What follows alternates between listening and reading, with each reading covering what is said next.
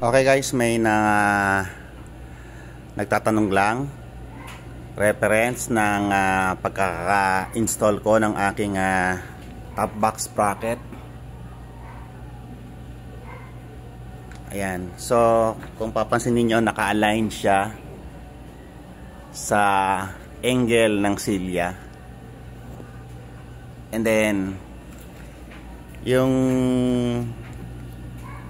yung dito, yung bakal sa ilalim, halos dikit na yan sa upuan. Pansinin nyo rin yung thickness ng bakal na ginamit.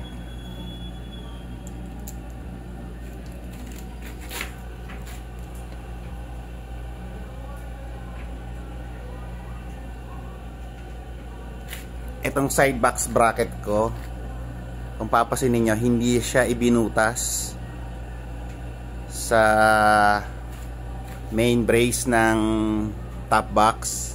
Syempre may hihina yung integrity nito. Sa halip, inipit. Ayan, naglagay ng bakal dito para doon siya maitornilyo. So ito, added na to. Added na tong bakal na to.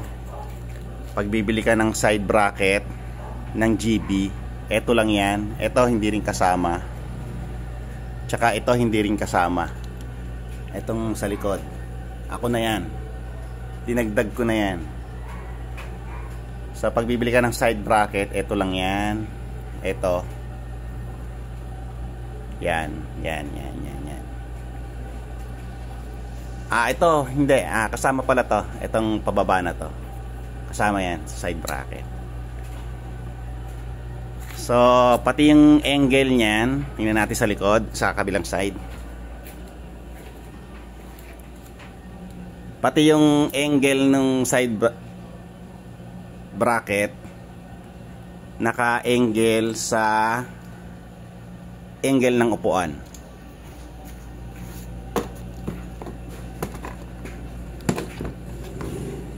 Ayan. Naka-angle sila lahat. Para yung tindig, yung forma, makisig pa rin tignan. At eto, yung bakal dito, eto, sa ilalim itong plastic plate. Halos dikit yan dito sa dulo ng cushion ng ating upuan. Eksakto lang yan na matatanggal mo siya pag ni-release. Hindi natin siya intention na ilayo.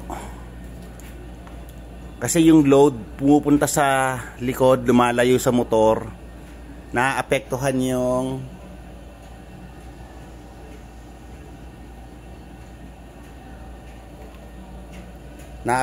yung takbo ng ating motor. Yung handling, no? Lalo't puno yung top box mo, naaapektuhan siya. No, mahirap siyang i-balanse. So, babalik natin ulit yung top box.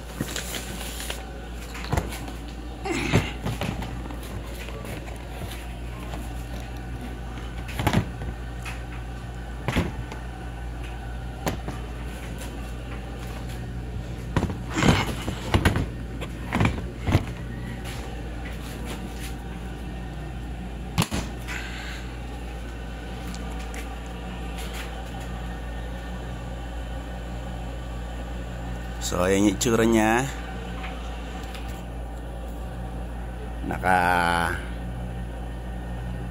Naka-anggulo ayon doon sa upuan.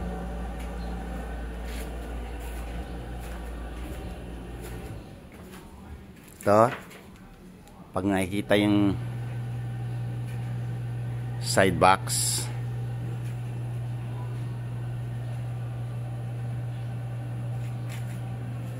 so, for reference lang to, no? Hindi ko sinabing gayahin nyo. Pero ito is tested and proven.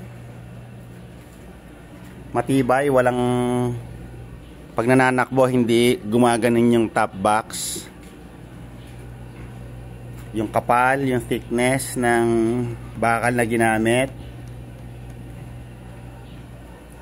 Para lang to sa mga nagtatanong